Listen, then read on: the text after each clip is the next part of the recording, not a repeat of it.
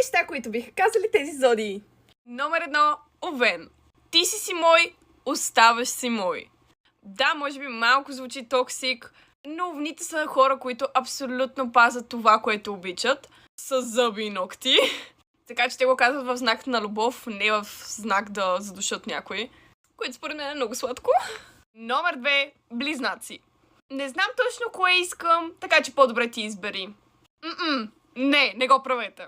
Близнака много добре знае какво иска подсъзнателно, само че ако вие му изберете това, той ще ви каже, че не му харесва. И съответно ще избере другото. Нищо, че ви е накарал вие да изберете. Просто това са близнаци. Не мога, наистина и аз не ги разбирам, не мога да ви го обясня и на вас, но е така. И номер 3. Лъв. Ако той или тя ме обичаше, щеше да го направи.